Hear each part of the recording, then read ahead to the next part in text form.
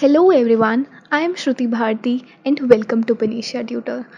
This video is dedicated to CLAT aspirants and today I am going to discuss how you can improve your CLAT mock scores to get into top 5 NLUs.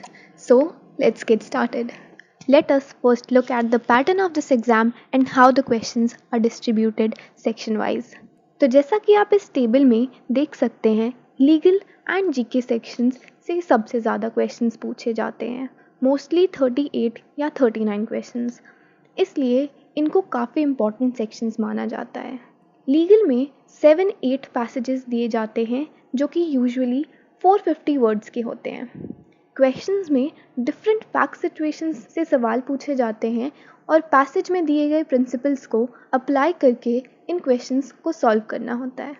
Next आता है GK section. इस section में भी passages दिए जाते हैं but passages को पढ़ना ज़रूरी नहीं होता, बिना पढ़े भी बहुत आराम से इन क्वेश्चंस को सॉल्व किया जा सकता है। जस्ट एक आइडिया लेना होता है कि किस टॉपिक से 5 क्वेश्चंस पूछे गए हैं। इनके अलावा इंग्लिश एंड लॉजिकल दोनों सेक्शन से 30 के अराउंड क्वेश्चंस पूछे जाते हैं। इंग्लिश रिलेटिवली लंबा होता है क्योंकि पैसेजेस 450 वर्ड्स के होते हैं और लॉजिकल में 300 वर्ड्स के पैसेजेस दिए जाते हैं। बट पैसेजेस की लेंथ में कोई हार्ड एंड फास्ट रूल नहीं है क्योंकि क्लैट 2021 में लॉजिकल के कुछ पैसेज कुछ ज़्यादा ही लेंथी आए थे। एंड नेक्स्ट है हमारा मैथ्स का सेक्शन। ये काफ़ी ज़्यादा स्कोरिंग सेक्शन है और बहुत ज़्यादा इम्पॉर्टेंट भी। इसमें से सबसे कम क्वेश्चन आते हैं 15 या 17 के अराउंड, बट इसको इग्नोर बिल्कुल नहीं करना चाहिए। मैथ्स से काफ़ी लोगों को डर लगता है बट 3-4 मार्क्स भी एंड में काफ़ी डिफरेंस क्रिएट कर देती है। अब इन सब सेक्शंस को मिला के टोटल 150 क्वेश्चंस पूछे जाते हैं जिसके लिए 2 घंटे का टाइम मिलता है। इस एग्ज़ाम में करेक्ट क्वेश्चंस के लिए हमारे को 1 मार्क मिलते हैं और इनकरेक्ट आंसर्स के लिए 0.25 मार्क्स डिडक्ट हो जाते हैं, इसलिए अटेम्प्ट की स्ट्रैटेजी बनाना काफ़ी नेसेसरी हो जाता है। Now let's move on to English section. इस सेक्शन में आपको पैसेज दिया जाता है, उस पैसेज को आप कितने अच्छे से कॉम्प्रिहेंड कर पाते हैं, मेनली इस एबिलिटी को टेस्ट किया जाता है। So the basic skill that you need to develop for this section is how to read faster and with better comprehension. अब इसके लिए रीडिंग की हैबिट को डेवलप करना बहुत ज़्यादा इम्पॉर्टेंट हो जाता है और बेस्ट सोर्स जिससे आप स्टार्ट कर सकते हैं वो है न्यूज़पेपर्स। एडिटोरियल्स एंड ओपिड्स की रेगुलर रीडिंग से इवेंचुअली रीडिंग स्पीड भी अपने आप इंक्रीज होने लग जाएगी। Apart from newspapers, fiction and non-fiction readings will also help you immensely. इस टेबल में मैंने इंग्लिश की प्रेपरेशन में कौन से एरियाज पे फोकस करना है और किस सोर्स से उनकी तैयारी करनी है ये बताया है। मुझे पर्सनली खान एकेडमी पे SAT सेक्शंस के रीडिंग कॉम्प्रिहेंशन के पैसेजेस बहुत हेल्पफुल लगे। जिन लोगों को लिटरेचर वाले पैसेजेस में थोड़ी डिफ़िकल्टी आती है वो खान एकेडमी से बहुत अच्छे से प्रैक्टिस करके इम्प्रूव कर सकते हैं। This is the syllabus given by consortium of NLUs। You can pause the video and see what consortium aspects from you in this section. अब ये कुछ कॉमन टाइप के क्वेश्चंस हैं जो इस सेक्शन में पूछे जाते हैं। इनमें से कौन सा आपका वीक पॉइंट है ये आपको मॉक्स को एनालाइज करके ही पता लगेगा और वीक एरियाज़ को आइडेंटिफाई करने के बाद उस पर्टिकुलर टाइप के क्वेश्चन का कॉन्सेप्ट क्या है और उसको अप्रोच करने का बेस्ट तरीका क्या है, इस पे वर्क करना बहुत इम्पॉर्टेंट हो जाता है क्योंकि यहीं से आपकी असली इम्प्रूवमेंट होएगी। Now I will be discussing some of the preparation tips for this section. अब ये सेक्शन रीडिंग बेस्ड है पूरा, इसलिए रीडिंग कॉम्प्रिहेंशन के क्वेश्चन ज़्यादा से ज़्यादा सॉल्व करने से काफ़ी इम्प्रूवमेंट होएगा। बेस्ट सोर्स जिससे आप स्टार्ट कर सकते हैं वो है previous year question papers of CLAT and AILET. इनके RC को सॉल्व करने से आपको क्वेश्चन टाइप और कैसे सॉल्व करना है उसकी एक स्ट्रैटेजी पता चलेगी। अभी आप कहाँ स्टैंड करते हैं RC को सॉल्व करने के मामले में, अगर इसको टेस्ट करना है तो आप क्लैट 2011 का इंग्लिश सेक्शन टाइमर लगा के सॉल्व कर सकते हैं और अपनी गलतियों को देख सकते हैं। नेक्स्ट आता है वोकैबलरी। वोकैबलरी के लिए एक बुक होती है वर्ड पावर मेड इजी। ये बुक काफ़ी हेल्पफुल होती है, इसको एक बार कर लेना। वोकैबलरी के क्वेश्चंस को अटेम्प्ट करने की एक छोटी सी टिप ये है कि ये क्वेश्चंस दिखने में काफ़ी छोटे होते हैं, इसलिए टेम्पटेशन होती है कि इसको अटेम्प्ट कर दो। बट अगर आप गेस वर्क कर रहे हैं और आपको इसका मीनिंग 100% श्योर नहीं है तो आप इसको अटेम्प्ट ना करें। हमें नेगेटिव मार्किंग को ध्यान में रख के अटेम्प्ट करना होता है। सो नेक्स्ट आता है ग्रामर। ग्रामर इतनी इम्पॉर्टेंट नहीं रह गई है क्लैट के लिए, क्योंकि मैक्सिमम 1 से 2 क्वेश्चंस आते हैं। बट क्लैट क्योंकि बहुत अनप्रिडिक्टेबल एग्ज़ाम है, इसलिए हमें उनमें से मोस्ट इम्पॉर्टेंट टॉपिक्स जो है उनको एक बार प्रैक्टिस कर लेना चाहिए ताकि हम सेफ रहें। आपकी कोशिश होनी चाहिए कि 6 पैसेज इस सेक्शन के 25 से 30 मिनट में सॉल्व हो जाएं। हर एक पैसेज में 5 क्वेश्चंस होते हैं और आपको कंफ्यूज करने के लिए बीच में एक मुश्किल क्वेश्चन डाल दिया जाता है। तो हमारी कोशिश ये होनी चाहिए कि जो क्वेश्चन फास्ट अटेम्प्ट नहीं हो रहा है उसको हम स्किप कर दें और उसके बजाय वो टाइम को सारे पैसेजेस के इजी क्वेश्चन सॉल्व करने में लगाएं। Let's discuss about logical reasoning now.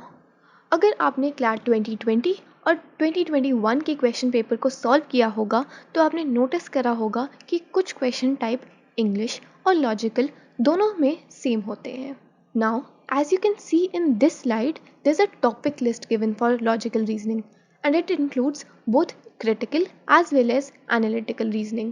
You can refer this while going through all the topics and its concepts. Next, अगर आप क्वेश्चन टाइप को देखें तो इसमें inference, strengthening, weakening, identify the conclusion, identify the premise, ऐसे questions majority में पूछे जाते हैं। ये कंसोर्शियम ने सिलेबस दिया है, इसको एक बार आप लुक दे दो। Now let's move on to some of the preparation tips of this section. इस सेक्शन में सबसे इम्पॉर्टेंट स्किल जो है वो है पैसेज की प्रीमाइस और कंक्लूजन को आइडेंटिफाई करना। एक आर्ग्यूमेंट के 4 कंपोनेंट होते हैं, उसकी background information, premise, counter premise और कंक्लूजन। हमारे को आइडेंटिफाई करना होता है कि ऑथर की आर्ग्यूमेंट का मेन कंक्लूजन क्या है। मेनली यही टेस्ट करता है ये सेक्शन। अब इसके लिए आर्ग्यूमेंट की स्ट्रक्चर का डिटेल्ड नॉलेज होना काफ़ी ज़रूरी हो जाता है and for that you can pick any GMAT book for understanding the concepts of critical reasoning. PPT में लिस्ट ऑफ टॉपिक दिए गए हैं और हर टॉपिक का अप्रोच डिफरेंट होता है। ये बेसिक टॉपिक्स को समझने के लिए MK पांडे की लॉजिकल रीजनिंग की बुक बेस्ट होती है। नेक्स्ट है कि एनालिटिकल का पोर्शन काफ़ी कम कर दिया है क्लैट ने। अब क्लैट 2021 में तो एक भी क्वेश्चन नहीं आया था एनालिटिकल से, बट फिर भी हम इसको इग्नोर नहीं कर सकते हैं। इसलिए कुछ मेन टॉपिक्स को स्ट्रॉन्ग करने से आप किसी भी सिचुएशन के लिए रेडी रहोगे। बट ये माइंड में रखना बहुत ज़रूरी है कि एनालिटिकल पोर्शन पे ज़्यादा ध्यान नहीं देना है, क्रिटिकल रीजनिंग पे ज़्यादा ध्यान देना है हमने इस सेक्शन में। लॉजिकल की प्रैक्टिस के लिए मॉक टेस्ट, GMAT के थोड़े इजी क्वेश्चंस, MK पांडे के questions, previous year question paper CLAT के, कंसोर्शियम के सैम्पल पेपर्स सॉल्व करने मोर देन इनफ है। इस सेक्शन की तैयारी में जो मोस्ट बच्चे गलती कर देते हैं वो ये है कि वो काफ़ी सारे बुक्स, काफ़ी सारे सोर्सेज से ज़्यादा क्वेश्चन सॉल्व करना चाहते हैं, बट इससे रियल लर्निंग नहीं होती है। आपने जो क्वेश्चंस को सॉल्व करा हुआ है उसी को 2 या इवन 3 बार सॉल्व करने से हर बार एक न्यू चीज़, एक न्यू अप्रोच, एक अलग लॉजिक पता चलता है। क्वेश्चंस को एनालाइज करके उसके लॉजिक को समझना सॉल्व करने से भी ज़्यादा इम्पॉर्टेंट होता है। बाकी सेक्शनल टेस्ट देने काफ़ी इम्पॉर्टेंट होते हैं और इस सेक्शन के लिए 25 से 30 मिनट्स काफ़ी होते हैं। The next section is GK and current affairs. पहला और सबसे इम्पॉर्टेंट सोर्स GK प्रिपरेशन का है न्यूज़पेपर्स। रेगुलर बेसिस पे जो भी करंट इवेंट्स होते हैं वो न्यूज़पेपर पढ़ने से कवर हो जाते हैं और एडिटोरियल सेक्शन में करंट इवेंट्स की एनालिसिस भी मिल जाती है। बट ये इनफ नहीं होता, डेली, वीकली और मंथली प्रिपरेशन का भी एक प्लान बनाना होता है। डेली 4-5 टॉपिक डिटेल में पढ़ के वीकेंड में उसको रिवाइज करना चाहिए। वीकली और monthly compendium coaching institutes provide करते हैं जिनको मल्टीपल टाइम्स हम रिवाइज कर सकते हैं। इनके अलावा मॉक्स के जीके सेक्शन का एनालिसिस भी कभी स्किप नहीं करना चाहिए। इनसे काफ़ी न्यू टॉपिक्स और न्यू क्वेश्चन टाइप पता चलते हैं। सबसे इम्पॉर्टेंट बात जीके सेक्शन के लिए ये है कि आप अपने जीके सोर्सेज को काफ़ी लिमिटेड रखें और शुरू से लेकर एंड तक एक ही रखें। क्वांटिटी ऑफ टॉपिक्स से ज़्यादा इम्पॉर्टेंट चीज़ है फैक्ट्स को रिटेन करना, इसलिए कम सोर्सेज को बार बार रीड करना चाहिए। अब मोस्ट इम्पॉर्टेंट टॉपिक्स के लिए आप रेगुलरली नोट्स बना सकते हैं। आप हैंड रिटन बना सकते हैं या डिजिटली, जैसे भी आपको कंफर्टेबल लगे। नोट्स से रिवाइज करना काफ़ी इजी रहता है। डिजिटल के लिए नोशन वेबसाइट है जिस पे नोट्स बनाना काफ़ी इजी होता है और ये सेक्शन को हम इजीली 10 से 12 मिनट्स में सॉल्व कर सकते हैं। तो ये था GK section. Now the next section is quantitative techniques, also called maths. This is the most scoring section, so you should never ignore it. बहुत डिफ़िकल्ट मैथ्स आती भी नहीं है, इसलिए सॉल्व करना इजी ही होता है। मैथ्स की प्रिपरेशन में सबसे पहला काम ये है कि बेसिक टॉपिक्स को स्ट्रॉन्ग करना चाहिए, लाइक परसेंटेज, एवरेज और रेशियो। टाइम मैनेज करने के लिए इस सेक्शन में 15 मिनट से ज़्यादा नहीं लगाना चाहिए, इसलिए कैलकुलेशंस फास्ट होने काफ़ी ज़रूरी है, जो कि रेगुलर प्रैक्टिस से अपने आप हो जाएंगे।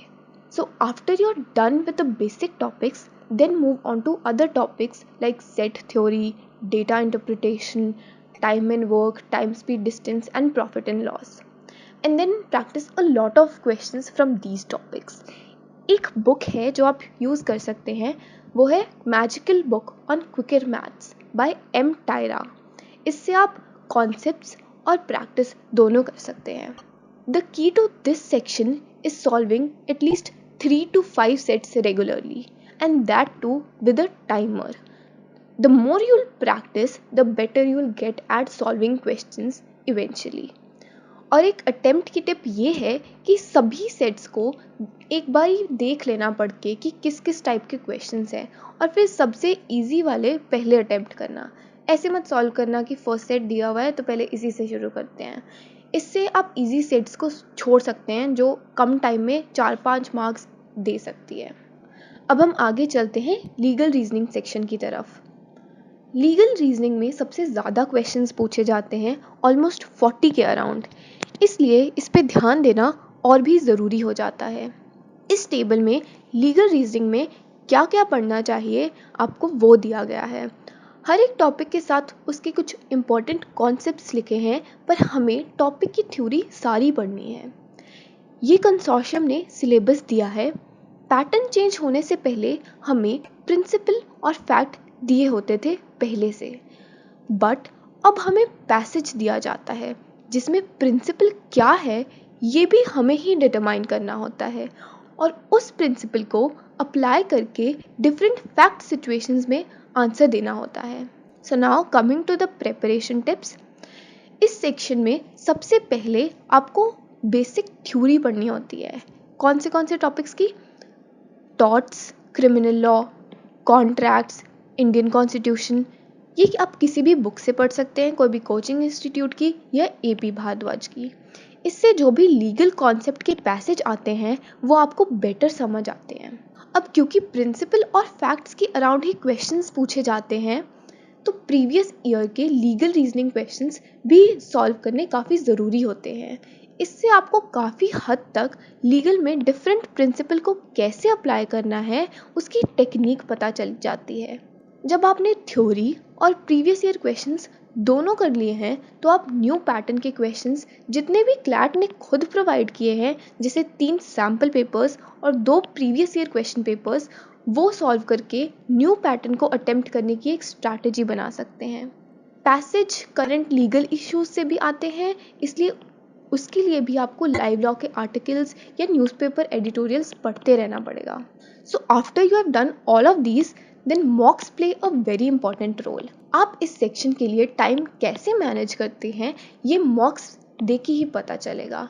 आइडियली 35 से 40 मिनट्स देना चाहिए इस सेक्शन के लिए। मॉक से आपको ये पता चलेगा कि आप कॉमन मिस्टेक्स क्या कर रहे हैं, उसको आप आइडेंटिफाई करके इम्प्रूव कर सकते हैं। हर एक क्वेश्चन के लॉजिक को समझने की कोशिश करें। अटेम्प्ट से ज़्यादा इम्पॉर्टेंट ये है कि आप उसको कितने अच्छे से एनालाइज कर रहे हैं। इवन मॉक्स में जो लीगल के पैसेजेस दिए जाते हैं, आप उसको भी दोबारा पढ़ के अच्छे से कॉन्सेप्ट्स को समझने की कोशिश करें कि अगर कोई भी टॉपिक या पैसेज दोबारा आ गया इससे, तो मुझे डिफ़िकल्टी फील नहीं होगी, जिससे क्वेश्चंस भी जल्दी सॉल्व होंगे। अब हम बात करते हैं मॉक्स की। मॉक्स प्रिपरेशन का सबसे इम्पॉर्टेंट पार्ट होता है। मॉक्स आप 30-40 भी दे दें, वो सफिशेंट होता है, प्रोवाइडेड कि आपने एक भी मॉक का एक भी सेक्शन का एनालिसिस मिस नहीं किया है। आइडियली आप 2 बेस्ट कोचिंग इंस्टीट्यूट्स के मॉक को सॉल्व कर सकते हैं। मॉक्स की रेगुलर गलतियों को नोट डाउन करके एक कॉपी में लिखते रहें और नेक्स्ट मॉक देने से पहले उसको एक बार रीड करें और उस मॉक में इम्प्रूव करने की कोशिश करें। प्रिपरेशन की एंड तक आपको आपकी वीकनेसेस और स्ट्रेंथ्स का प्रॉपर आइडिया होना चाहिए। इससे आपको कौन से क्वेश्चंस को छोड़ना है, कौन से को अटेम्प्ट करना है, ये पता चल जाएगा। अपनी एक अटेम्प्ट की स्ट्रैटेजी खुद से बनाएं कि किस सेक्शन को कितने देर में सॉल्व करना है और उसका सीक्वेंस क्या होगा। पेपर बहुत लेंदी होता है, इसलिए टाइम मैनेजमेंट की स्ट्रैटेजी डिसाइड करना काफ़ी इम्पॉर्टेंट हो जाता है। तो ये था मॉक्स का सेक्शन। अब हम इस वीडियो की एंड पर आ चुके हैं and thank you all for watching this video and all the best to all the CLAT aspirants. Thank you very much.